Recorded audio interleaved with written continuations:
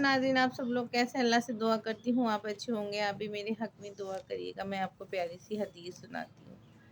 آپ صلی اللہ علیہ وسلم نے ارشاد فرمایا، سچائی نیکی کی طرف لے جاتی ہے اور نیکی جنت کی طرف، جھوٹ گناہ کی طرف لے جاتا ہے اور گناہ جہنم کی طرف۔ تو اس لیے دیکھیے، آپ صلی اللہ علیہ وسلم نے ہمیں کتنی پیاری پیاری حدیثیں آپ نے بیان کی اور ہم تک پہنچائی، اور ہم ان کی امت میں ہیں، ہم آپ صلی اللہ علیہ وسلم کی امت میں ہیں۔ تو دیکھیے ہم کتنے خوش نصیب ہیں، ہم کتنے خوش نصیب امتی ہیں۔ تو پلیز، اس لیے میں آپ سے کہنا چاہتی ہوں کہ آپ صلی اللہ علیہ وسلم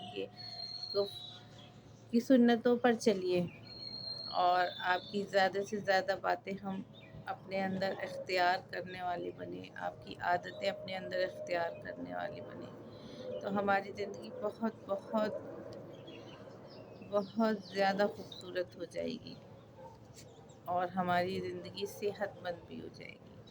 تو اس لیے آپ صلی اللہ علیہ وسلم نے ہمیں بتایا کہ دیکھیے کس طرح سے جھوٹ ہمیں جہنم کی طرف لے جاتا ہے اور ہمیں سچائی نیکیوں کی طرف لے جاتی ہے۔ اور نیکیوں کا تو وہ رول ہے ہماری زندگی میں کہ اگر نیکیاں ہمارے پاس نہیں ہوں گی تو شاید اللہ تعالیٰ ہمیں کبھی جنت میں جانے کا موقع نہیں دے گا، کیونکہ نیکیاں ہی ہوں گی اس ٹائم انسان کی، جتنی نیکیاں زیادہ ہوں گی اتنے ہی ہمارے چانسز جنت میں جانے کے بڑھ جائیں گے۔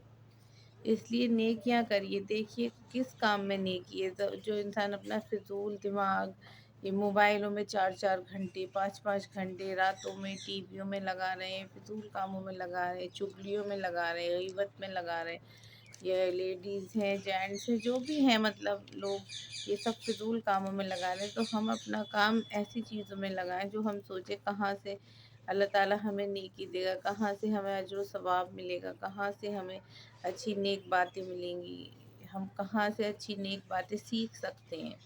اب تو ٹیکنالوجی اتنی آگے بڑھ گئی ہے کہ ہر چیز ہم گھر بیٹھے ہی سیکھ سکتے ہیں، ضروری نہیں ہے کہ ہم باہر جائیں کہیں۔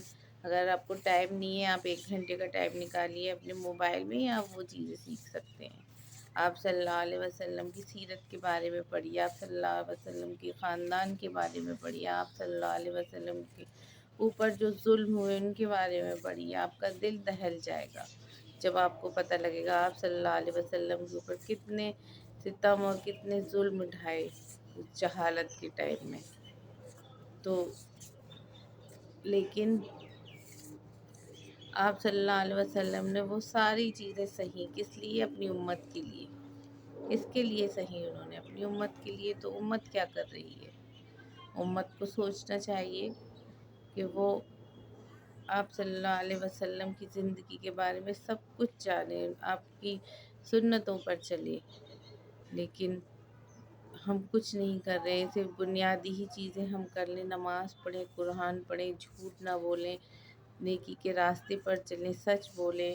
جھوٹ کی ضرورت بھی نہیں ہوتی ہے، کوئی ایسا کام نہیں ہوتا جس میں جھوٹ بولنے کی ضرورت۔ جب ہم ایک جھوٹ بولتے ہیں تو ہمیں اسے چھپانے کے لیے پھر اور سارے جھوٹ بولنا پڑتے ہیں، پھر ایسے ہی ہم جھوٹ کی دلدل میں پھنستے چلے جاتے ہیں۔ اس لیے آپ کبھی جھوٹ نہ بولیں، سچ بولیں، کیونکہ جو انسان سچ بولتا ہے اللہ اس کا ساتھ دیتا ہے، بھلے ہی اسے پھانسی پر کیوں نہ چڑھایا جا رہا ہو، لیکن اسے سچ بولنا چاہیے، کیونکہ میرا خدا تو اتنا رحم اور کرم کرنے والا ہے کہ جب اس کا اشارہ ہو جاتا ہے تو وہ ساری مشکلات، ساری پریشانیاں ایک پل میں دور کر دیتا ہے۔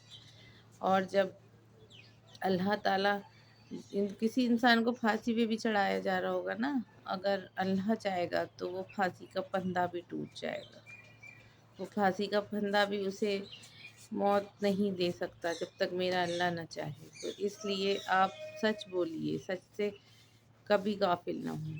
تو اس لیے آپ لوگ اپنی زندگی کو نیکیوں سے بھر لیجئے، کیونکہ وہاں نیکیاں ہی کام آنے والی ہیں اور کچھ نہیں۔ سبحان اللہ۔